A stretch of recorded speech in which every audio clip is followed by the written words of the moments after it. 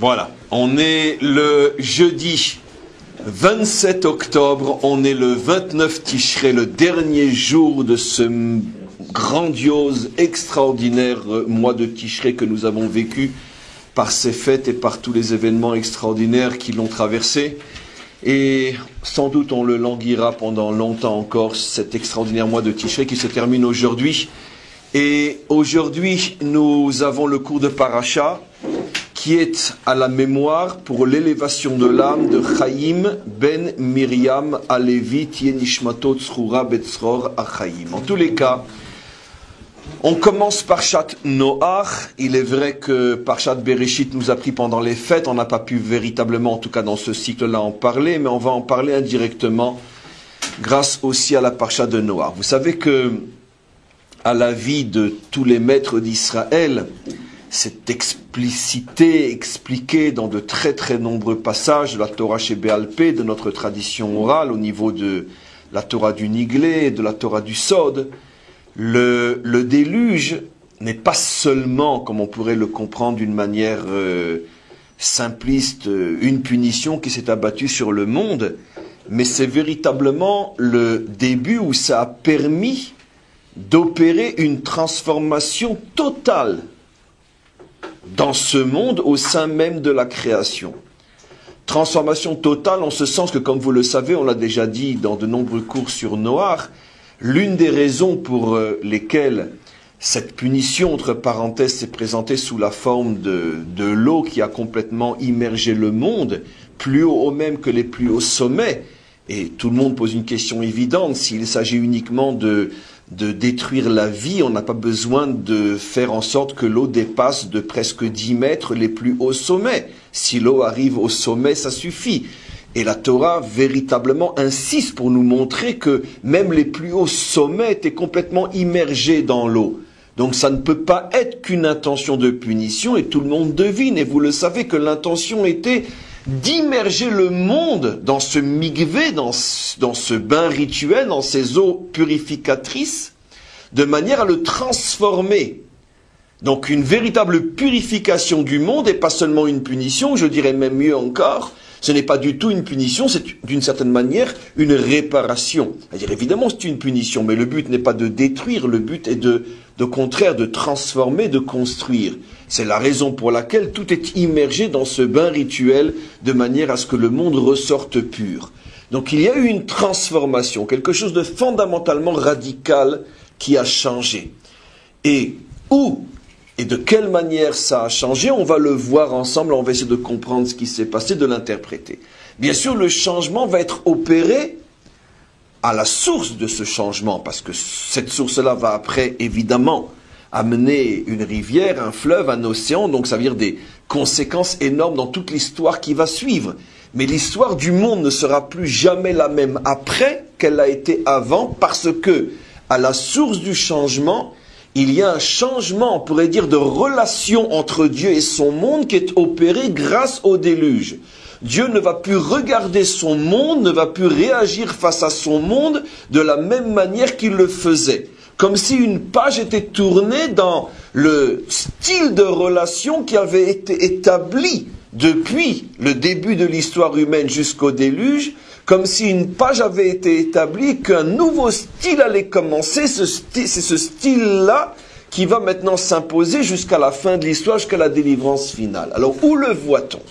On le voit dans un passage extrêmement surprenant que l'on va mettre en évidence. On va voir comment dans la même situation, comment devant la même analyse du même Dieu, la réaction face au même problème va être à l'extrême opposé avant le déluge et après le déluge. Et j'explique. Voici quel est le verset, c'est dans le Maftir de Sof Bereshit, la fin de Bereshit, donc les derniers versets qui justifient et préparent le déluge. Voilà ce que Dieu dit. Vayar avaye, Dieu dit, vit, ki rabba ra'at à Adam ba'aretz, que grande était la méchanceté de l'homme sur terre, le mal de l'homme sur terre, vechol yetzer marchevot libo rak rakolayom, parce que tout ce que son cœur produisait n'était que du mal toute la journée. Ça c'est la constatation réaction. Vayinachem avaye ki asa et Adam ba'aretz. Hachem a regretté d'avoir créé l'homme. Vayomer Hachem, et Hachem dit, Emche et Adam asher barati, je vais effacer l'homme que j'ai créé. Donc on a une prise de conscience et une réaction. La prise de conscience, il n'y a plus rien à tirer de cet homme, je ne peux plus rien en faire, il ne produit que du mal, je n'ai pas d'autre choix que de l'effacer, de recommencer à zéro. Or, regardez ce qui se passe après le déluge. On est après véritablement le déluge, l'arche s'est enfin posée, la pluie a cessé, le Noar a déjà envoyé, comme on le sait, le corbeau, puis après l'hirondelle, et finalement, il s'aperçoit que la végétation recommence à donner un petit peu de fruits grâce à cette feuille d'olivier que ramène la colombe, donc il se rend compte que le monde est à nouveau au début de sa viabilité, et il décide de sortir. Et voilà que l'histoire recommence. Tout de suite, il apporte une offrande pour remercier Hachem de l'avoir sauvé, d'avoir permis au monde de continuer grâce à lui. Et regardez maintenant ce que dit le verset 21 dans le chapitre 8 de Noach. Vayar Hachem et reach aniroar. Hachem a, je n'explique pas plus que la traduction, Hachem a donc senti cette bonne odeur qui s'élevait de l'offrande. Vayomer Hachem el libo, et Hachem dit à son cœur, j'ai oublié de dire que là aussi l'expression est la même que celle que je n'ai pas lue avant, quand il avait décidé de détruire le monde, il était dit Vaitatsev el libo. Il a ressenti une douleur dans son cœur. Ce sont bien sûr des métaphores, qu'à Dieu ne plaise. Mais en tous les cas, donc, dans l'endroit de son cœur, c'est là où s'est produite la décision de détruire, à cause de cette souffrance qu'il ressent. Et voilà que là, à nouveau, Dieu s'adresse à son cœur, c'est le mot à mot, Vayomer Hachem el libo. Ce sont des métaphores, bien sûr, qui veulent dire qu'il y a une dimension dans le divin qui s'appelle le cœur du divin. C'est vers cette dimension-là que Dieu se tourne. C'est-à-dire, on comprend très simplement quel est le début du décodage. C'est-à-dire l'endroit du divin qui est extrêmement sensible à tout ce qui se passe dans ce monde. Et donc qui réagit en fonction du comportement des hommes dans ce monde. Et voilà ce qu'il dit. Lo osif le kalel od et adama. Regardez bien le verset, surtout dans sa véritable traduction, lorsque l'on fait très attention à ce qui est dit, pour le comprendre. Je m'engage à ne plus jamais maudire le monde, ba'avour à Adam à cause de l'homme, qui yetzer lev à Adam ram ne'urav. Bien que le cœur de l'homme est mauvais, et là, en plus, on rajoute ce qui n'avait pas été dit, depuis sa naissance, depuis son âge le plus, comment on dit, depuis son enfance, velo osif od laakot et kol chai kasher asiti, et malgré cela, je ne détruirai plus jamais la totalité, l'ensemble du monde. Les commentaires s'étonnent d'une manière époustouflante, et disent, mais attends, je comprends pas. Non seulement, apparemment, rien n'a changé, puisque après le déluge, Dieu continue à constater que le cœur de l'homme est mauvais, la même constatation qu'avant le déluge. En plus, ici, il rajoute ce qui n'était pas dit avant. Avant, on aurait pu croire que c'était les adultes qui commencent à partir de l'âge je sais pas, 16, 17, 18, 19 ans. Bon, peu importe, au moment où on est vraiment en âge de faire le mal, mais pas les petits-enfants. Et là, le verset rajoute Mene'urav. Et Mene'urav, en vérité, dit Rashi. Pourquoi l'enfant s'appelle Nahar? C'est du Lachon Litnaer. À partir du moment où il commence à bouger, à galoper, lorsqu'il est encore un tout petit enfant, il faut le comprendre. Ici, Rashi traduit Nahar non par adolescent comme en hébreu moderne, mais Nahar, petit enfant comme en hébreu biblique. C'est ce que dit Rashi sur place, vous verrez. Depuis le moment de Rashi où il sort du ventre de sa mère, il ne pense et ne produit que du mal. Chose qui n'avait même pas été dite avant le déluge. Or, la constatation est la même, pire encore, au même endroit, entre parenthèses dans le cœur, l'endroit de la sensibilité, là où Dieu réagit, et la conclusion est à l'inverse. Comment avant la prise de conscience du mal produit par les hommes entraîne le déluge, comment après le déluge, la même prise de conscience du mal incurable qui se trouve apparemment dans l'homme amène à un engagement de Dieu de ne plus ni maudire ni détruire. Tous nos maîtres nous disent, toute la clé de ce changement historique est ici. Parce que c'est fabuleux ce qui est en train de se passer. La différence fondamentale entre avant et après le déluge est que le même Dieu, face à la même situation, réagit d'une manière exactement inverse. On pourrait s'arrêter à cette constatation et réfléchir et véritablement décoller vers des univers spirituels qui sont véritablement sans fin, mais malheureusement, comme on n'a pas ce luxe, on n'a pas ce temps, on va devoir réduire et contracter et arriver à l'essence Yel, l'essence de Dieu, l'essence Elle. Pour arriver dans cette essence à dire tout ce qui n'est pas dit, c'est-à-dire à contenir tout ce qu'on ne peut pas dire. Les maîtres expliquent que fondamentalement le changement signifie la chose suivante. Encore une fois, on est dans l'essence, le concentré de l'explication, mais vous imaginez tout ce qu'il y a derrière chaque mot que je vais dire à partir de maintenant jusqu'à la fin du cours. Ils expliquent qu'en vérité, le changement fondamental est que, avant le déluge, ce qui règne, c'est Midat Hadin. C'est-à-dire, le monde est mauvais, il faut le réparer, pas le détruire. C'est pour ça que j'ai fait exprès de commencer en expliquant que le déluge est ponctuellement une punition, mais fondamentalement une réparation, une purification du monde. Mais en tous les cas, la réparation passe par quelque chose de violent et d'immédiat. Il n'y a pas de négociation, il n'y a pas d'attente. C'est ce qu'on appelle le din. Quand quelqu'un est jugé, il est jugé. Selon l'expression connue des maîtres du Talmud, En merachmim badin. On ne fait pas de concession, on ne fait pas de politesse dans un jugement. Le jugement, c'est sévère. Après, on peut peut-être en dehors s'arranger à l'amiable, mais le jugement est le jugement. C'est-à-dire qu'avant le déluge, il n'y a pas de place, disent nos maîtres, pour ce phénomène qui pour nous est une évidence qu'on appelle la teshuva. Et la teshuva telle que j'ai expliquée aujourd'hui et telle que je ne l'ai jamais encore expliquée. La teshuva, ça veut dire que Dieu n'attend pas. Je sais que ce que je dis, je vois certains visages qui s'étonnent, mais soyez patients, vous allez voir. La teshuva n'existe pas. Mais attention, je vais répondre à ta question sans que tu la demandes.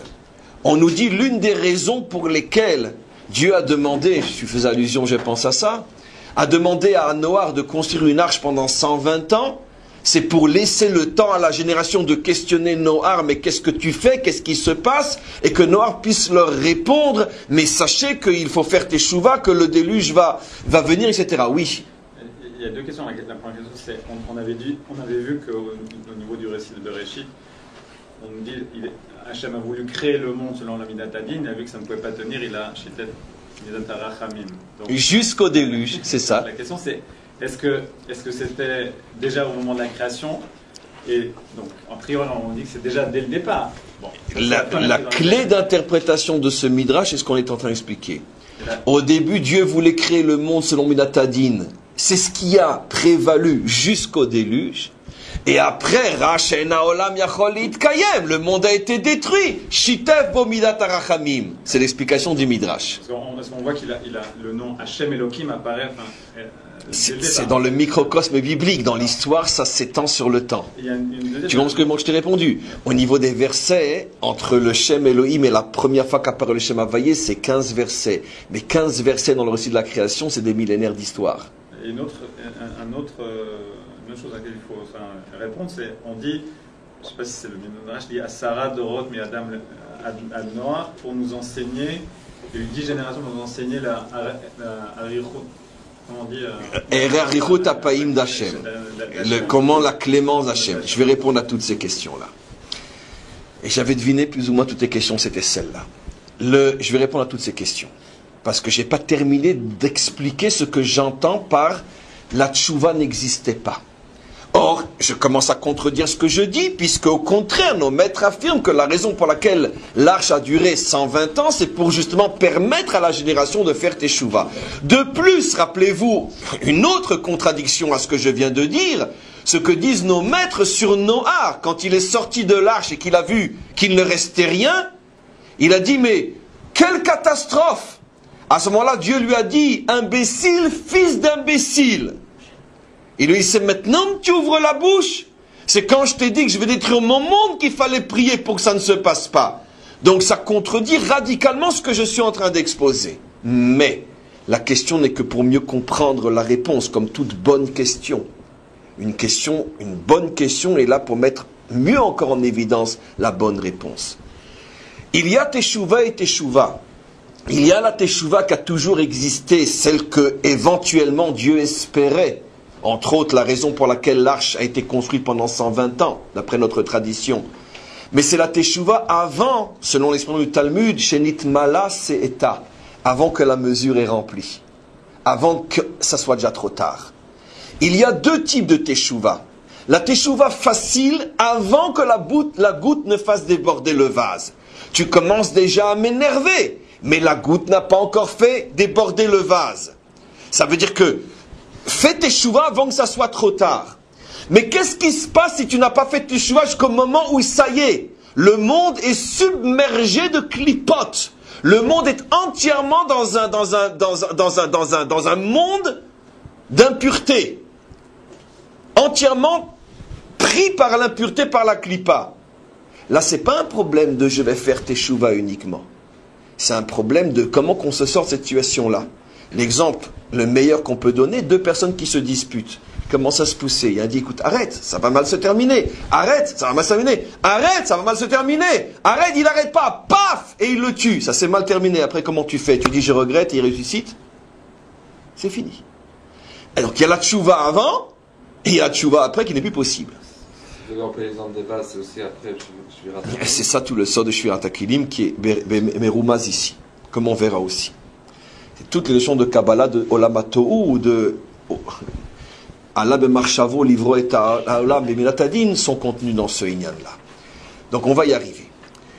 La teshuva qui n'existait pas avant, c'est qu'une fois que tu as atteint le maximum, ce que dit le verset, Rak Ra, il n'y a plus que le mal. Le pasuk est Medouyak. Rak Ra. Tant que c'est 60% de mal, 70% de mal, 99% de mal, et qu'il reste une étincelle de bien, c'est pas encore rakra, entièrement mal.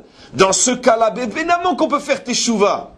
Parce que c'est pas une vraie teshuva. C'est seulement que tu as arrêté avant le dernier moment. Avant le déluge, il n'était pas prévu de réparation autre que la sévérité d'Hachem, donc la destruction ponctuelle pour la réparation à moyen long terme, mais la destruction ponctuelle, il n'y avait pas d'autre solution que de détruire et de recommencer à zéro. Parce que le monde était sous le inyan de Midat Hadin. C'est quoi Midat Hadin? Ça veut dire que quand c'est fini, c'est fini. Ne vole pas, ne vole pas, ne vole pas, ne vole... Tu as volé, tu vas en prison. Il y a eu un petit déluge, j'ose dire. Il y avait déjà eu, bien sûr, Chazak. Il y avait eu un tsunami à l'époque de Enoch qui avait emporté un tiers de l'humanité, parce que justement, on était encore dans la phase de c'est encore possible de réparer. Donc la punition n'est pas totale. Mais quand on est arrivé à ce fameux verset qu'on a lu où Dieu constate Rak Ra Kol Hayom, il n'y a plus que le mal, il n'y a pas d'autre moyen que de détruire. Le chidouche inimaginable, ce que le déluge va apporter, c'est que la relation entre Dieu et son monde va complètement changer. En ce sens que va intervenir dans le monde une force complètement miraculeuse. Et c'est ce qui montre à quel point la teshuva est un véritable, on pourrait dire, exploit surnaturel. La possibilité de ressusciter le mort sans qu'on ait besoin de détruire celui qui a assassiné. Lui-même peut ressusciter. Ça veut dire une possibilité de réparation, même quand on a atteint les extrêmes limites du mal. C'est cette force qu'on appelle la véritable teshuva. C'est cette force, d'ailleurs ce cours serait plutôt un cours qu'on devrait faire à l'approche de Kippour, c'est cette force sur laquelle le Zohar Kadosh dit que la Teshuvah vient de la sphira de la Bina, qui est la sphira la première de celles qui sont au-dessus du monde, puisque le monde est géré par les 7 sphirotes du bas, les 7 jours de la création, mais la 8e, le fameux chiffre 8, le chiffre de la circoncision, de l'alliance entre nous et Dieu, la 8e sphira, le 8e attribut divin qui montre qu'on est rentré déjà dans un monde qui est au-dessus de la nature.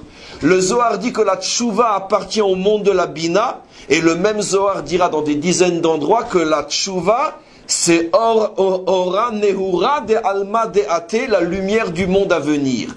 Ça veut dire, la vraie Teshuvah dont on parle dans nos textes, c'est pas j'arrête avant que ça soit trop tard. La vraie Teshuvah, c'est je n'ai pas arrêté avant que ça soit trop tard. La catastrophe s'est produite, mais malgré tout, je peux réparer. Ce cadeau fait au monde après le déluge était absent du monde avant le déluge. Donc quand tu es arrivé au point non-retour, il n'y a pas d'autre retour possible que la destruction et de repartir à zéro. Oui. C'est intéressant parce que Noah, c'est le fils de Lémer. Lémer. Pas le même. Oui, pas celui de l'Ibou. Il a vécu 777 ans, Lémer. C'est le 777. Razak. Et Noah, c'est 58, la Gematria. 50, c'est 7 x 7 plus 1. Et Chet, c'est 8, qui est aussi le 7 plus 1. Donc oui, Noah, il est vraiment dans le signe du 8. C'est intéressant ce que tu dis parce que pour des raisons X que peut-être on abordera puisqu'on y approche, dans le mot Hanouka, les maîtres du Sod font allusion aussi à Noar, puisqu'il y a dans le mot Hanouka, il y a les lettres de Noar. Tiens, j'avais jamais pensé à ce que tu dis. Pourquoi choisi Noar? On va expliquer. On va expliquer. Il nous reste que 3/4 d'heure pour expliquer en vérité ce à quoi on devrait consacrer plusieurs semaines. Alors maintenant, je vais faire une petite synthèse de notions. À partir du déluge, commence à agir dans le monde une force qui est au-dessus de ce monde, qui permet de réaliser ce que le monde ne peut pas réaliser par lui-même, parce que le monde ne possède pas ses forces. Le monde, comme tu viens de le dire, s'arrête au chiffre 7. Mais pour pouvoir réparer l'irréparable, il faut ce qu'on appelle la vraie Teshuvah, une dimension venue du chiffre 8, la Bina, et cette force-là, Dieu ne la donne dans son monde qu'après le déluge. C'est ce à quoi fait allusion Rashi en disant que le monde a d'abord été construit sur Midat Adin et après Shitev Bo Midat Rahamim. Le Tanya, entre autres, explique et des milliers d'autres commentaires que la fameuse Rahamim chez Shitev Bo fait allusion justement au Koharat Teshuvah venant de la Bina, cette force surnaturelle qui permet à l'homme de réparer même l'irréparable.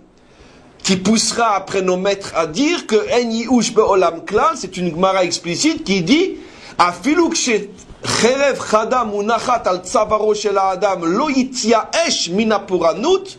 Même lorsqu'un homme sent déjà le tranchant de l'épée sur sa gorge, il ne doit pas se désespérer et sombrer et paniquer devant la punition qui commence à agir sur lui, parce qu'au dernier moment, s'il veut faire teshuva, il peut tout réparer et transformer finalement l'épée en socle, ce qui allait le tuer en matrice de vie.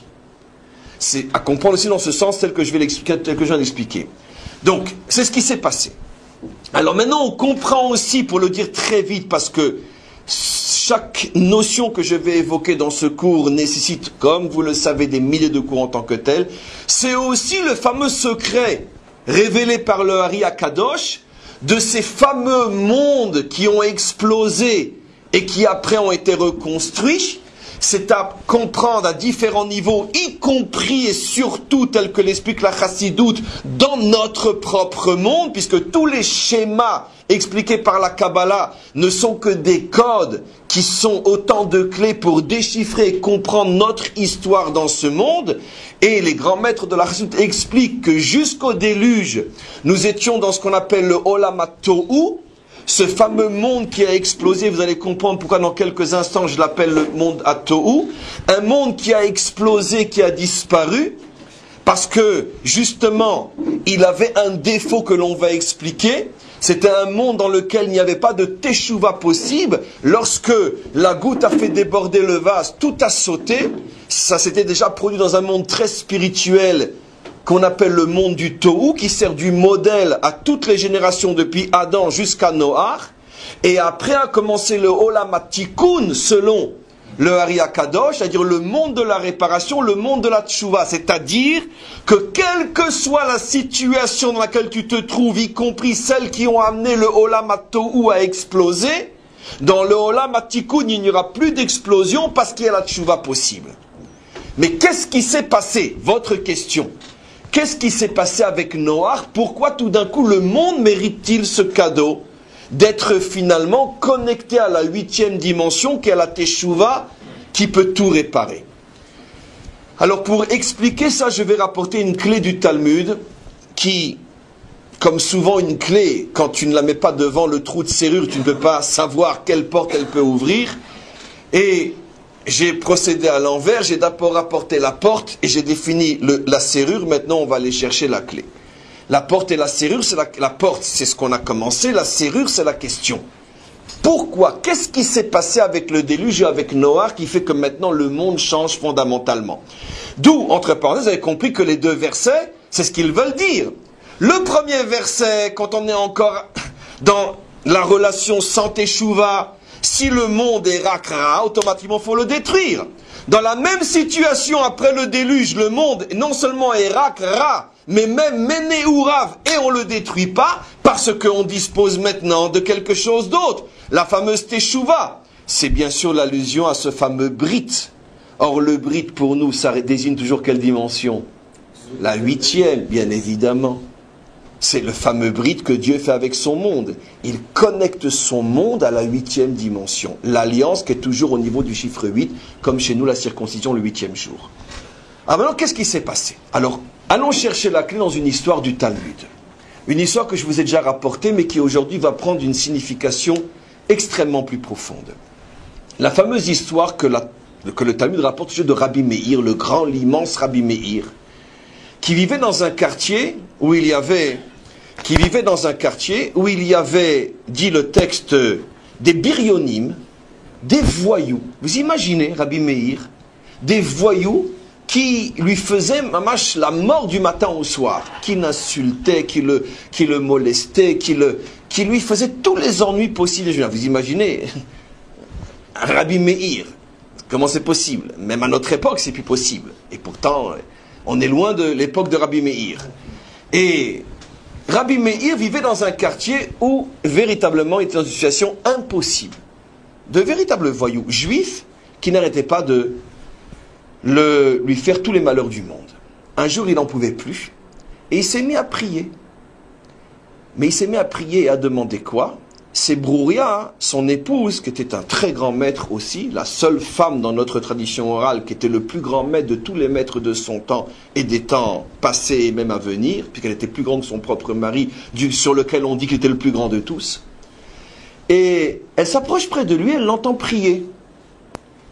Elle attend qu'il finisse la prière et elle lui dit, c'est pas de moi, mais comme je vous ai déjà dit, nos maîtres sont beaucoup plus insolents que moi. Elle lui dit, t'as fini de prier, idiot? Rika, elle l'appelle. Rika, ça veut dire pauvre type. Elle dit, pourquoi tu me dis comme ça? Il dit, mais qu'est-ce que ça veut dire? Je t'ai entendu prier pour la mort, pour la disparition de ces voyous. Mais de quel droit tu pries pour la disparition de voyous? Alors il dit, mais je comprends pas, mais enfin, qui mieux que toi, tu sais très bien ce qu'ils font. Au contraire, mieux vaut qu'ils meurent. Ça allégera leur punition dans ce monde et l'autre monde. Parce que tout le monde sait la punition qui attend ceux qui sont simplement Mezalzel, Betalmidei Chachamim. Celui qui, on pourrait dire, vexe un Talmid Chacham, sa punition, marquée En Troufa le Makato. Il n'y a pas de guérison possible à sa plaie. Alors ça, c'est pour un simple Talmid Chacham. Quand c'est un Gadol Ador. Et quand c'est le gadol de tous les gdolim, quand c'est celui sur lequel on dit qu'il était tellement grand qu'aucun maître de sa génération n'arrivait à comprendre l'ombre de ses enseignements, tellement il était grand, alors Rabbi Meir, lui, a pitié de ces voyous-là. Il demande à Hachem d'alléger au plus vite leurs fautes, pour que la punition soit la moins lourde possible. Mais il lui dit, t'es un idiot. Elle dit, mais je comprends pas, t'as jamais lu les psaumes de ta vie? Écoutez bien. Alors elle rapporte les psaumes et dit, regarde, David Ameller dit, Yitamu chataim mina aretz urshaim od einam. Alléluia. Disparaîtront les fautes de la terre, et donc il n'y aura plus de Rechaim. Alléluia. Et elle dit, David ne dit pas Yitamu Hotim, Yitamu Hataim. Il n'est pas dit les fauteurs disparaîtront, les fautes disparaîtront. Verechaim odenam, donc il n'y a plus de rachat. Et elle lui explique le verset. Cela signifie qu'il faut prier pour qu'ils fassent teshuva. Et s'ils font teshuva, il n'y aura plus de faute. Et s'il n'y a plus de faute, il n'y aura plus de fauteur. Et il a accepté, il a prié, dit le texte, pour qu'ils fassent teshuva. Ils ont fait teshuva, ils sont devenus ses élèves. Alors, c'est quelque chose, alors c'est une belle petite histoire pour endormir les enfants, d'accord? Très bien. Mais si on réfléchit, on a le droit, à partir d'aujourd'hui, pendant quelques secondes jusqu'à ce que j'explique, de décréter que Brouria est l'une des plus grandes hérétiques de l'histoire d'Israël. Non seulement ce qu'elle dit est faux, elle n'a rien compris à la Torah, mais elle dit tout le contraire de la Torah. J'explique. Qu'est-ce que ça veut dire? On doit prier pour qu'il fasse teshuva? Mais je ne comprends pas. Akol bide shamayim, chutz meyirat shamayim. Le marcha sur place écrit 20 lignes pour essayer, il s'affole, il dit, il ne comprend pas ce texte-là, il fait tout pour essayer de le comprendre. Mais qu'est-ce que ça veut dire? Qu'est-ce que ça veut dire que on prie pour que quelqu'un fasse teshuva? Mais il y a un seul et unique domaine au monde où la liberté humaine est entièrement préservée, où même Dieu n'intervient pas, c'est dans le choix d'être bon ou mauvais. Comment la prière de Rabbi Meir peut-elle influencer la voyouserie de ses voisins? Comment se fait-il que Rabbi Meir n'a pas dit à Brouria, mais t'as perdu la tête? Mais c'est impossible de prier pour que quelqu'un fasse teshuva, puisque Dieu s'est réservé le droit de tout décider, sauf dans ce domaine-là. Pourquoi Rabbi Meir ne l'a pas envoyé balader? En plus, pourquoi je dis que c'est une hérétique? Parce que ça remet apparemment en question le fondement même de toute la Yahadout qui repose sur Srar Veonesh, la responsabilité de l'homme. Ce que tu fais, Mida Keneged Mida, tu recevras. Tu récoltes ce que tu sèmes. Mais personne ne peut planter pour toi. Si tu barricades ton jardin et que tu mets des gens, des sentinelles pour empêcher qu'on rentre, c'est impossible de t'aider, tu veux pas. Donc, d'abord, que tu veuilles. On parle de gens qui sont, on pourrait dire, en pleine situation de mal, au point que Rabbi Meir, on était arrivé à prier pour qu'il meure, et au même moment, avec les mêmes personnes, on peut imaginer que tout d'un coup, la prière de Rabbi Meir va influencer, qu'elle va leur faire teshuva. Encore une fois, j'insiste, vous comprenez à quel point il se cache un mystère derrière ce Talmud. Ça remet en cause tout le principe de la teshuva personnelle, du libre arbitre, et c'est en gros ce que le Marsha explique. Et en plus, le Talmud donne raison à Brouria. Qu'est-ce qui s'est passé? Comment se fait-il qu'elle a raison? Et comment se fait-il que ce qu'elle demande de faire, que ce que son mari a fait, et que ce qui s'est produit, la teshuva des voyous, comment se fait-il que tout ça ne contredit pas le principe de Akol bide shamaim, chutz meirat shamaim, tout est entre les mains du ciel, sauf la crainte du ciel. Alors, il faut apporter une autre clé pour aider cette clé-là à rentrer dans la serrure. L'autre clé, on va aller la chercher chez le Baal Shem Tov. Une clé que je vous ai déjà rapportée souvent, mais aujourd'hui, on va l'utiliser encore mieux que souvent. Vous savez que le Baal Shem Tov révèle la source première de l'interdiction terrible de la médisance, de la dénonciation, d'aller colporter ce que tu as vu pour en faire des faits divers, du France Dimanche, on pourrait dire du journalisme du bistrot du coin, les petits potins, ce qui est l'une des fautes les plus graves qui existent, de salir quelqu'un, de parler de choses avant qu'elles ne soient véritablement jugées et définies comme étant mauvaises, commencer à construire ou détruire des réputations. Toutes ces choses-là, le Baal Shem Tov dit que la raison pour laquelle la Torah a considéré cette faute comme étant la plus grave des fautes, c'est parce que cette faute montre peut-être plus que n'importe quelle autre faute, le culot inimaginable de celui qui fait cette faute-là. Un culot insupportable, dit-il, aux yeux du maître du monde, peut-être pire que dans n'importe quelle faute. Il explique pourquoi. Parce que un homme doit savoir qu'à chaque fois qu'on le met en présence d'un mal qui est fait devant ses yeux, c'est pour lui signifier que lui aussi a un lien avec le mal qui est fait. Parce que si cet homme-là était entièrement pur de ce mal-là, alors il ne se trouverait pas dans une situation. À moins, dit-il, qu'il soit un tzaddik authentique qui lui est placé face à ses fauteurs parce que lui a la force de les réparer. Mais si c'est un tzaddik authentique, de toute façon, il n'ira pas faire de la médisance. Donc, celui qui est dans une situation où il sent qu'il pourrait faire de la médisance, ou bien qu'il va en faire, il va les raconter ce qu'il a vu. Il est clair que celui-là n'est pas un tzaddik gamour, un tzaddik parfait. Donc il est clair que lui ne se situe pas dans la situation, il n'est pas dans la situation où il a vu ce qu'il a vu pour aller réparer les fauteurs, puisqu'au contraire il leur tourne leur dos, il leur tourne le dos pour aller leur faire encore un mal plus grand en colportant ce qu'ils ont fait. Alors pourquoi lui se retrouve dans cette situation, dit le Baal Shem Tov? Parce que Hachem amène toujours quelqu'un dans une situation de ce genre pour l'aider à prendre conscience qu'à son niveau, bien sûr, pas au même niveau que ce qu'il voit, mais à son niveau, il a aussi quelque chose là-dedans. C'est l'histoire connue du Talmud, qu'un voisin, tout d'un coup, qui avait une insomnie, s'est réveillé à 3 heures du matin, et puis en se réveillant à 3 heures du matin, il entend du bruit de l'autre côté de sa porte. Il va regarder à l'œil, et puis il sait que son ami voisin est en voyage. Et il voit dans le plus grand silence rentrer un autre homme dans l'appartement de la voisine, dont le mari est en voyage. Il ne comprend pas ce qui se passe. Comment c'est possible? Bon, peut-être que c'est le facteur, une lettre importante de son mari, mais il reste suffisamment de temps pour comprendre que... Qu'est-ce qu'il fait? Le lendemain matin, il court au tribunal pour aller dénoncer la femme et cet homme-là. Il va chez Rabbi Nachman. Qu'est-ce que fait Rabbi Nachman? Il dit à son policier de l'attacher, de lui donner 39 coups de bâton. Alors il se met à hurler, il dit, je comprends pas. C'est lui qui faute et c'est moi qui prends les coups de bâton? Quelle est la réponse? Ce que tu as fait, c'est de la médisance. C'est pas un vrai témoignage, puisque pour un vrai témoignage qui puisse débuter une véritable action, il faut 2 témoins. En plus, il y a X choses qui font que de toute façon, c'était pas du tout dans le but d'un témoignage, mais dans le but de salir, dans le but de stam colporter. Ça veut dire que ça va rien arranger, ça va simplement mettre le scandale au grand jour.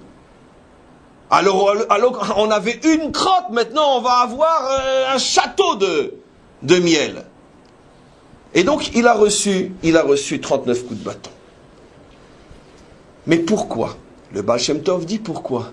Parce que si toi qui généralement dors toutes tes nuits comme un petit enfant paisible, tu t'es comme par hasard réveillé à ce moment-là, comme par hasard tu as eu une insomnie, comme par hasard tu as pensé à dire c'est pas un chat mais qu'est-ce qui se passe derrière la porte, comme par hasard ça s'est passé au moment où lui arrivait, comme par hasard pour que tu le vois. Mais pourquoi tu crois qu'il y a tellement de hasard? Pour te mettre toi en garde, arrête de regarder les femmes parce que toi aussi ça risque de t'arriver un jour. Bien sûr. Et au lieu de dire pardon Hachem, si tu m'as montré ça, c'est que tu veux me montrer ce que je n'ai pas le courage d'admettre, que je suis moi-même fragile dans ce domaine-là et que ça pourrait m'arriver moi aussi. Qu'est-ce que je vais faire? Je vais faire le malin comme si j'étais un saint qui s'arroge le droit de dénoncer les autres. Voilà. Ce qui veut dire, dit le Baal Shem Tov, écoutez-moi bien, que si tu as vu le mal, si tu es confronté au mal, c'est que tu as forcément un lien avec ce mal. Et regardez maintenant le chidouche de Brouria, la plus grande des maîtres d'Israël que n'ait connue l'époque talmudique. Je dis bien la plus grande des maîtres d'Israël que n'ait connue l'époque talmudique, comme le Talmud lui-même le dit. Puisqu'elle était plus grande que son propre mari à une époque où lui-même était le plus grand de tous. Qu'est-ce qu'elle a compris? C'est ce qu'elle explique. Elle était Baal Shem Tov bien avant l'heure. elle dit à son mari la chose suivante. Écoutez, parce que c'est bouleversant le chidouche.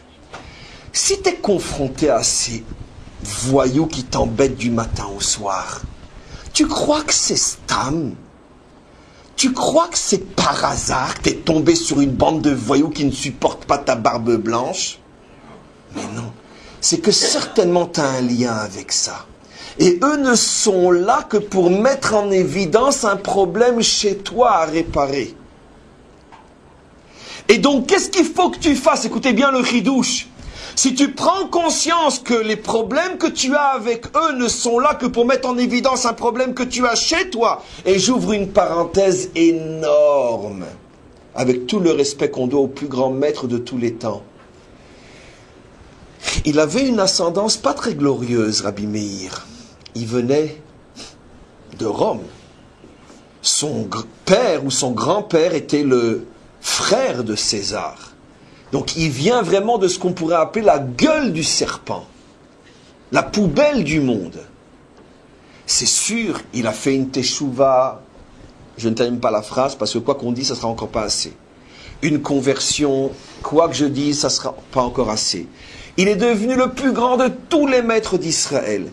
Mais peut-être, comme n'importe quel d'entre nous, qui pendant X années a mangé non cachère, n'a pas fait Shabbat, et peut-être a fait des choses pires encore dans sa jeunesse, son adolescence, etc. C'est parce qu'on dit allez j'arrête que ça y c'est fini. Il reste toujours des résidus, ça prend du temps jusqu'à ce qu'on se nettoie. Lui avait encore sans doute des résidus de voyouserie en lui, puisque Rome est un grand voyou. Et pour l'aider à se purifier des derniers zestes de cette voyouserie en lui, qu'est-ce que fait la Providence? Elle le met en contact avec des voyous qui l'énervent tellement. Comme pour lui dire, mais réveille-toi, toi aussi à ton niveau, tu as de la voyouserie en toi. C'est ce que lui révèle sa femme. Ça ne t'arriverait pas si tu étais 100% impeccable. Donc au lieu de demander qu'il disparaisse, écoutez bien maintenant comment je termine la phrase. Fais teshuva. Parce que dans ta teshuva, tu les répares. Et là, elle révèle un secret que le Hari Akadosh explique sur cette histoire-là. Il dit la chose suivante. En vérité, c'est le secret de la connexion des âmes. Les âmes sont connectées les unes aux autres. Seulement le problème est, Kol Israël Arevim Zelazé. Mais au niveau des âmes, le problème est, c'est que par exemple, moi, vous, toi, etc., je n'ai pas que ma propre âme que je dois donc réparer et dont je dois m'occuper.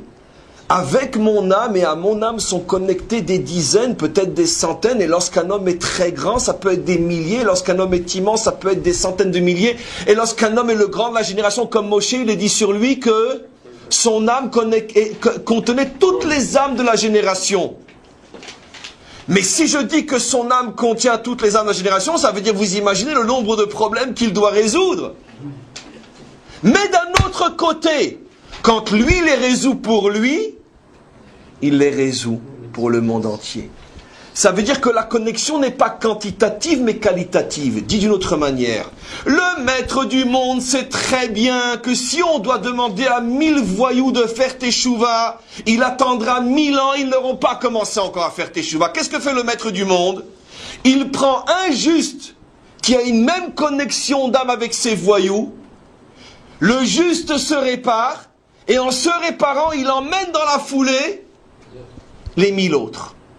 C'est ce qui fait que tout d'un coup, un juif fait teshuva à Jérusalem, et tout d'un coup, au même moment plus ou moins, tout d'un coup, quelqu'un à Los Angeles, quelqu'un à Paris, quelqu'un à Berlin, quelqu'un à Moscou, quelqu'un à Pékin, je ne sais où.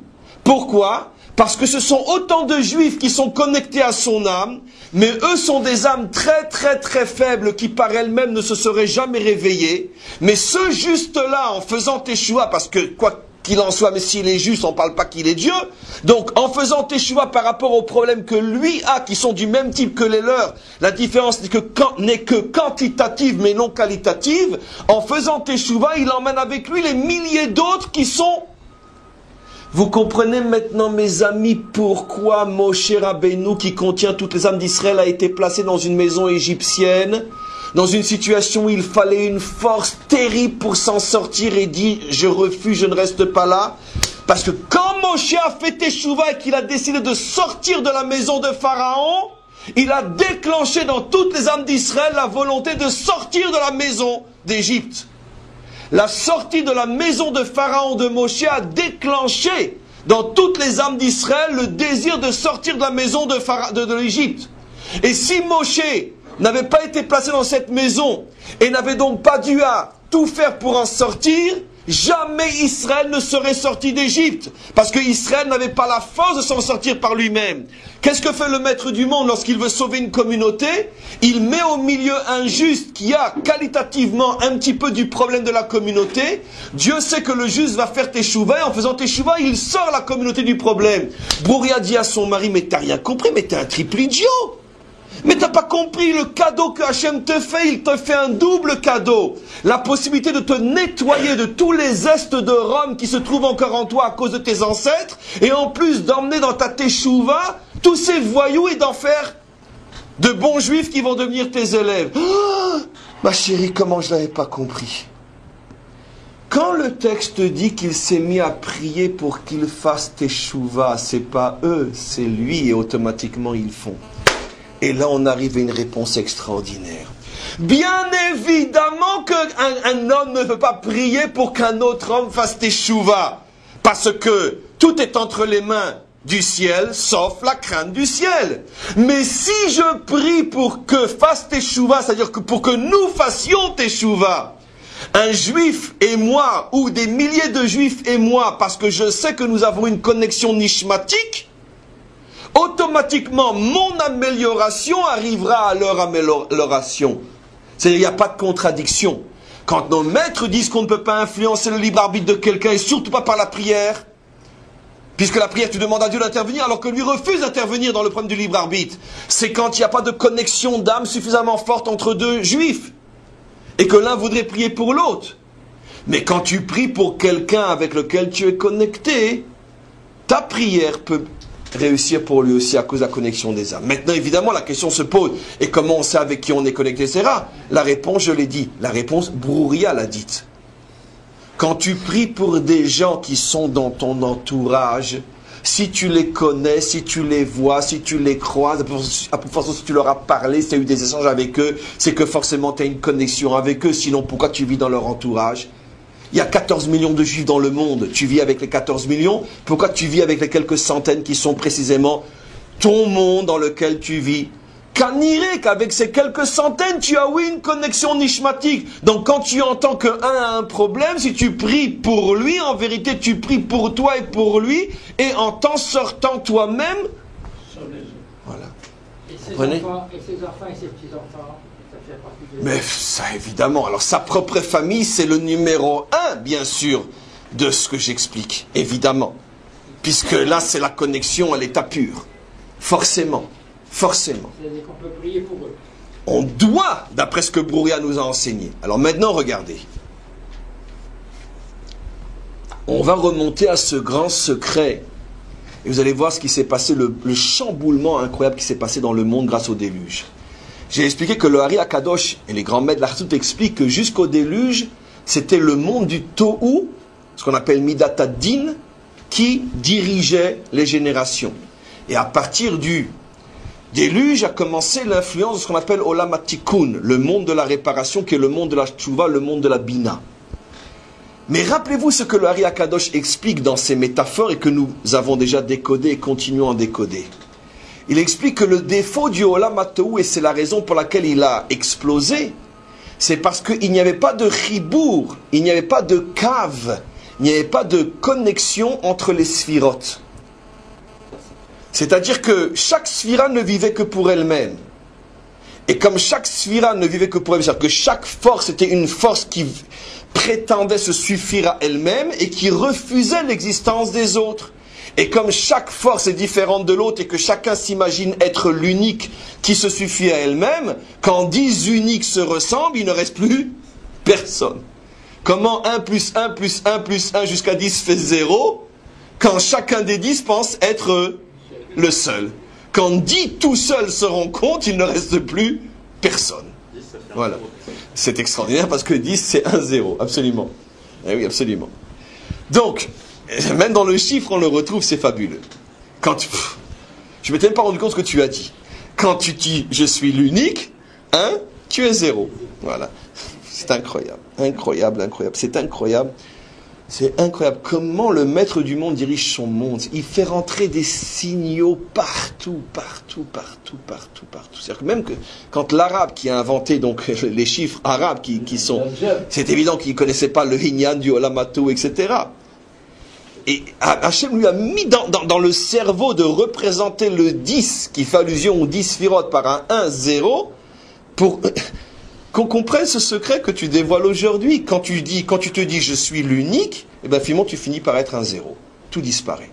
Parce que sache qu'en face de toi, il y en a aussi un autre qui prétend être l'unique. Et vous êtes 10 à dire vous êtes l'unique. Donc il ne restera plus personne. C'est exactement ce qui s'est passé. Mais qu'est-ce que ça veut dire à un niveau plus profond? Les sphirotes en vérité font allusion aux âmes. Et écoutez le chidouche incroyable que je vous rapporte. Pendant des siècles et des millénaires, depuis Adam Arishon jusqu'au déluge, toutes les âmes qui descendaient dans le monde étaient beprinat atohu, selon l'expression des Mekoubalim, fonctionnaient selon le principe du olam atohu. Ça veut dire qu'il n'y avait pas de kavim entre les âmes. Chaque âme n'était que pour elle-même. Aucune connexion possible avec l'autre. D'où, forcément, le vol, le Hamas et tout le reste. Puisqu'il n'y a pas de connexion. Tout n'est qu'à moi, et l'autre le dit aussi, et l'autre le dit aussi, donc tu n'existes pas, je suis le seul à exister, donc ce que tu as est à moi. Donc, les âmes étaient complètement déconnectées les unes des autres. Donc on comprend pourquoi la tchouva ne pouvait pas se dévoiler. Parce que, même après le déluge, et même au moment de la délivrance finale, est-ce qu'il y en a un d'entre nous qui imagine que tout d'un coup, l'humanité tout entière va faire tchouva? C'est pas que ça va se passer, c'est impossible. Mais qu'est-ce qui va se passer? Du milieu de l'humanité vont se réveiller, en France quelques centaines, en Belgique quelques centaines, en Suisse quelques centaines, quelques milliers, en Espagne, peu importe, dans le monde entier vont se réveiller quelques centaines, quelques milliers d'hommes et de femmes qui veulent vraiment la délivrance. Et bien sûr, à l'intérieur d'Israël, tout Israël fera comme ça teshuva, mais pas du tout. Vont se réveiller quelques centaines, quelques milliers d'un réveil réel et jusqu'au boutiste. Mais la Providence va s'arranger pour que ces âmes qui se réveillent un peu partout sont ce qu'on appelle des neshamot kolelot, de grandes âmes qui contiennent des milliers d'autres. Et dans leur réveil, ils vont entraîner le réveil des autres, qui bien sûr se réveilleront aussi, mais en deuxième position, c'est par rapport au temps. D'abord se réveillent les âmes qui sont connectées aux autres, et elles entraînent le réveil des autres. C'est ça la vraie teshuva. Parce que la teshuva est absolument impossible sur le plan collectif, elle ne peut être que sur le plan du mi'out qui entraîne la collectivité. Vous comprenez maintenant pourquoi la teshuva d'Israël entraîne celle de l'humanité tout entière. Parce que Israël contient toutes les âmes de l'humanité. À tous les niveaux qu'on peut l'expliquer, et c'est le fameux chiffre 70, les 70 âmes d'Israël en rapport aux 70 nations. L'âme juive est structurée de telle manière que chacun d'entre nous contient dans son âme des centaines, des milliers de non-juifs. Et dans notre perfectionnement de nous-mêmes, nous perfectionnons une partie du monde. Et plus une âme est grande, et plus elle entraîne avec elle le perfectionnement d'une partie encore plus grande du monde. Donc le salut du monde dépend bien sûr de la réparation d'Israël, bien évidemment. Et donc maintenant on comprend qu'avant le déluge, même si Dieu avait voulu permettre la tchouva, c'était impossible, parce que la tchouva correspond à un mécanisme réel dans le monde. Il faut qu'il y ait une liaison d'âme pour que le travail d'une âme puisse. C'est-à-dire que Noach n'était pas connecté aux âmes de sa génération. Et sa teshuva à lui, parce que lui bien sûr a fait teshuva, matzachen beine avaye, sa teshuva à lui n'a pas pu entraîner celle de sa génération. Mais quand le maître du monde a vu que le monde ne peut pas tenir comme ça, parce que le monde ne pourra jamais collectivement en une seule fois se réveiller, ça passera toujours par une minorité. Et si la minorité n'entraîne pas avec elle les autres, alors le monde ne s'en sortira pas. Qu'est-ce qu'il a décidé après le déluge? C'est un des plus grands secrets de la Kabbalah. que toutes les âmes qui ont commencé à descendre après le déluge étaient les âmes du Olam HaTikun, ça veut dire des âmes connectées. Pas seulement les âmes juives qui n'existaient pas encore réellement à cette époque-là, mais l'humanité tout entière. Avec des plus ou moins fortes connexions. On pourrait dire la pile, l'atome de la connexion, c'est bien sûr les âmes d'Israël, mais la connexion est vraie aussi entre les nations elles-mêmes et surtout entre les nations et Israël. Maintenant, mes amis, vous avez tous compris. Finalement, ces deux notions, les âmes déconnectées et les âmes connectées, sont la conséquence directe de la faute de Adam Arishon. Adam Arishon, avant la faute, comme nous disent nos maîtres, contenait toutes les âmes de l'humanité. Et avant la faute, toutes les âmes de l'humanité étaient connectées les unes aux autres à l'intérieur de Adam Arishon. Qu'est-ce qu'a fait la faute? Elle a déconnecté toutes les âmes. C'est expliqué profondément et dans les moindres détails dans le fameux Sefer, ce qu'on appelle Sha'ar HaGilgulim du Ari HaKadosh, où il explique comment la faute a déconnecté toutes les âmes, déjà à l'intérieur de Adam Arishon, au point que dans un premier temps, toutes les âmes qui sont sorties après étaient des actes des âmes déconnectées les unes des autres, qui a amené au déluge, et après, il y a eu, grâce au déluge qui a purifié le monde, il y a eu une sorte, on peut dire, de etratson, de renouveau spirituel qui a permis une certaine reconnexion des âmes, qui fait que tous ceux qui vont naître après le déluge seront des âmes connectées. Avec bien sûr tout le temps que cela devra prendre dans l'histoire, mais finalement, il y a des connexions qui sont de plus en plus fortes. Par exemple, Am Israël est le peuple où les âmes sont le plus connectées les unes aux autres, et au moment de la délivrance finale, toute l'humanité arrive à retrouver le secret de la connexion. Oui. Il a été reproché alors de ne pas avoir essayé de faire tchouva aux gens. Avant qu'il ne soit trop tard, c'est le grand chidouch aujourd'hui qui mérite un Oscar. Avant qu'il ne soit trop tard, parce qu'avant qu'il soit trop tard, on n'a pas besoin du problème de la connexion, puisque chacun peut encore individuellement faire teshuva. Ici, je parle de la teshuva quand il est déjà trop tard. J'ai bien expliqué, il y a deux types de teshuva. Avant le meurtre, arrête, et après le meurtre, qui signifie la résurrection de l'assassiné. Ce qu'on a reproché à Noach, c'est de n'avoir pas tout fait pour qu'il n'y ait pas assassinat. Mais une fois qu'il y a assassinat, on n'a plus qu'à enterrer. Ça y est, c'est la fin du monde. Le ridouche du déluge, c'est qu'il va permettre la résurrection, triat hametim. Même si un peuple a complètement fauté, il est possible de faire teshuva. Pourquoi? Parce que le brit est avec l'humanité tout entière. C'est la forme de Makif qui est... Oui, c'est la forme de l'arc-en-ciel qui est au-dessus, voilà. Donc ça, c'est une chose qui est extrêmement importante. À notre niveau, ça veut dire quoi? Qu'est-ce que nous devons comprendre de cela? Nous devons comprendre de cela, justement, en revenant à ta question qui montre à quel point il fallait justement revenir à cette notion. La teshuva, la vraie, celle dont parle la Torah, ne nous concerne pas lorsqu'on n'a pas encore atteint le fond de la faute. Parce que c'est pas ça la vraie teshuva. Ça, c'est simplement arrêter avant qu'il ne soit trop tard. La vraie teshuva nous concerne surtout lorsque on sent que ça y est, on a atteint le fond. Et à ce moment-là, on sait tous que quand on a atteint le fond, on est tout de suite envahi par toutes les forces du désespoir qui nous disent « mais tu peux plus t'en sortir, c'est trop tard ».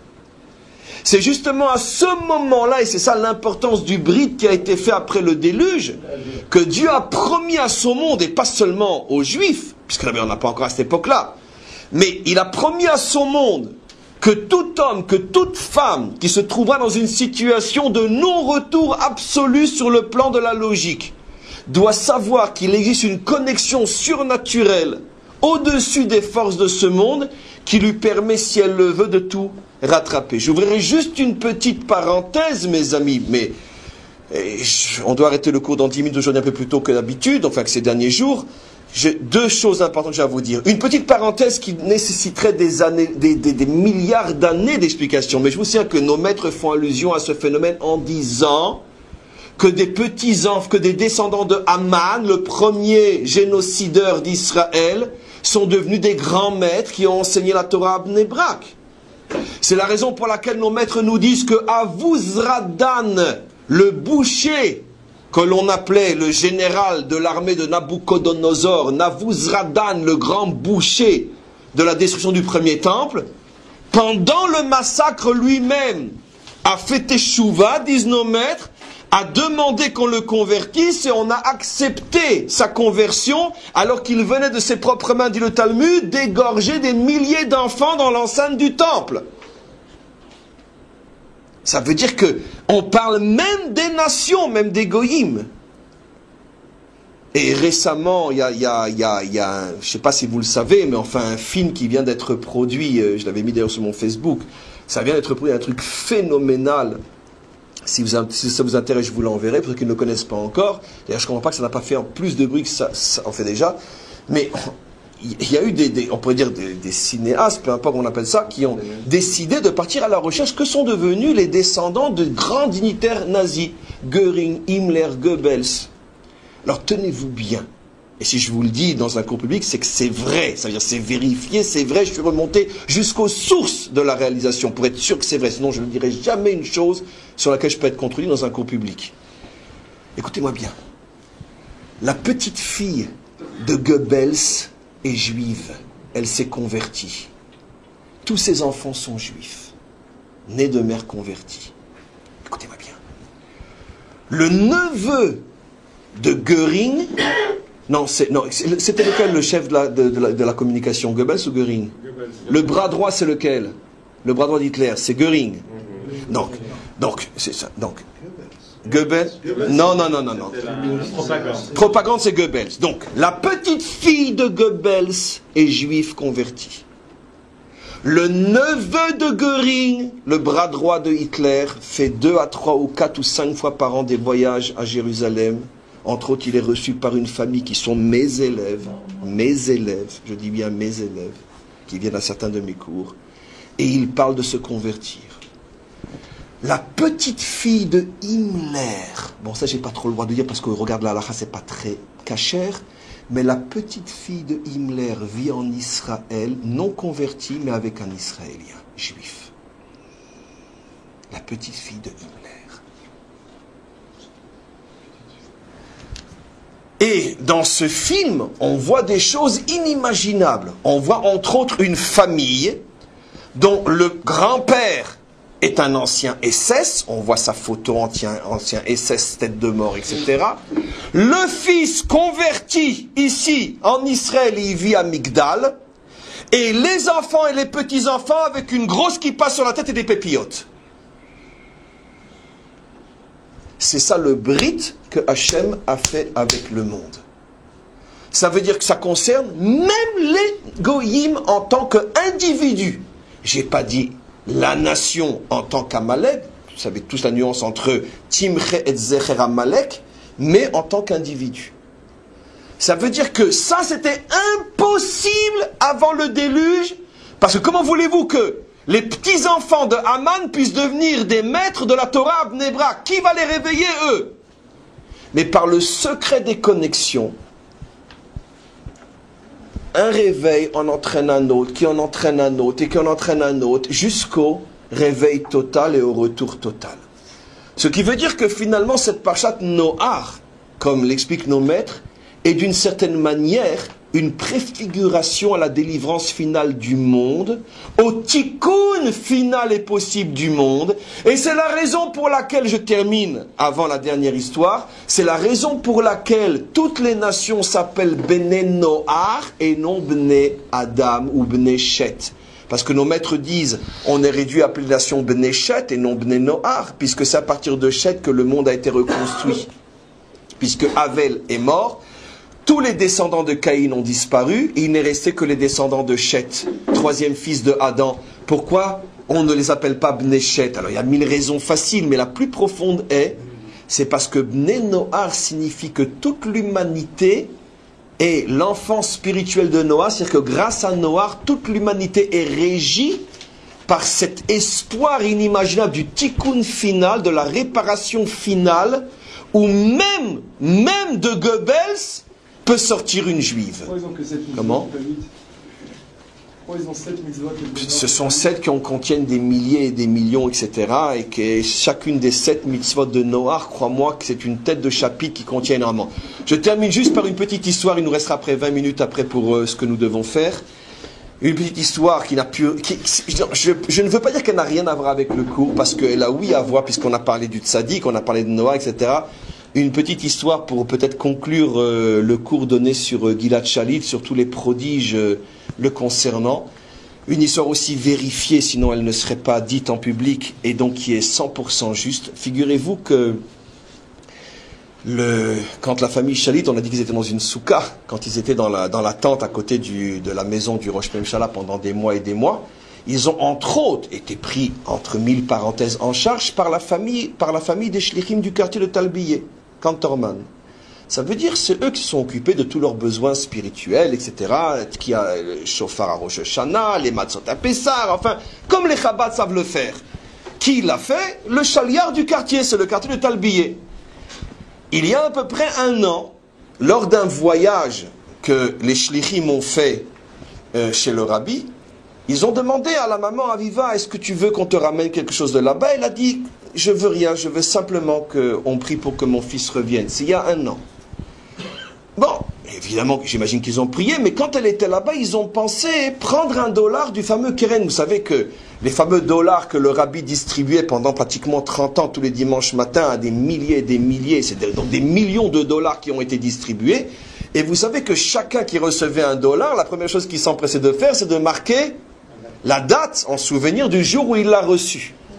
Et donc il y a un keren qui a été créé de dollarim, où des gens qui avaient beaucoup de dollars ont donné le dollar. C'est un keren qui sert dans les grandes occasions, dans les grands malheurs, dans les besoins, des gens qui ont vraiment besoin. Alors il y a une vaada, on décide, est-ce qu'on sort $1 de là? Il y en a des centaines dans cette boîte-là. On en sort un, on le donne. Quand ils ont invoqué pour la famille Shalit, c'est évident qu'ils ont reçu le dollar. On leur a sorti $1 et ils ont rapporté le dollar. Le dollar a été rapporté donc il y a à peu près 7 ou 8 mois. Et ils ont donné le dollar.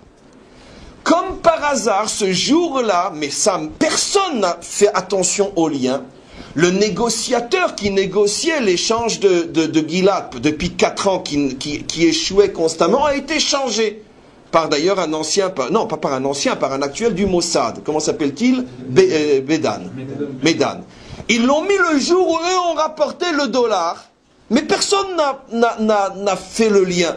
Et c'est ce négociateur qui en quelques mois seulement a réussi ce que l'autre en 4 ans n'a pas pu faire. Lui-même a dit, j'ai vu son reportage devant la télévision, comme quoi il sentait qu'il était porté par des forces surnaturelles. Comment se fait-il que là où l'autre, avec des bulldozers, essayait de défoncer des portes, lui souvent les portes s'ouvraient alors qu'il n'avait pas besoin de se battre pour. Par exemple, c'est lui le premier qui a reçu des signes de vie certains et plus ou moins en bonne condition de Gilad. Et bon, la suite on la connaît, Gilad a été libéré. La shlicha a eu la présence d'esprit de demander à Madame Shalit de regarder la date qui était marquée sur le dollar. Le dollar a été donné il y a quelques années, bien sûr, je vous laisse deviner la date. Le mardi 20 Tishrei. Kav Tishrei, 20 Tishrei. Quelle année? 5751. 1991. C'est-à-dire qu'en 1991, quelqu'un a reçu du rabbi $1, un mardi 20 Tishrei, et ce dollar va être mitgalgel chez la famille Shalit. Le jour où il arrive dans les mains de la famille, on change le négociateur et on met celui qui va réussir. Et il s'avère que sur le dollar, c'est marqué le 3e jour, le Yom Shlishi, mardi du 20 Tishrei. Ah mais Vinyavin, on ne peut pas ne pas raconter, faire savoir et... Basrumi Yom El Yom Yeshuato, faites savoir et faites savoir et faites savoir la grandeur des tzadikim, même quand nos yeux ne les voient pas. C'est quelque chose de phénoménal. Et rappelez-vous, pour le petit orgueil, que j'avais dit que, sans le savoir, que j'allais raconter cette histoire, parce que je ne savais pas encore, j'avais dit dans ce fameux cours sur Gilad Shalit, va savoir si le fait que Netanyahou a mentionné le nom du rabbi à l'ONU n'a pas été la source de... Et voilà que c'est confirmé avec le dollar.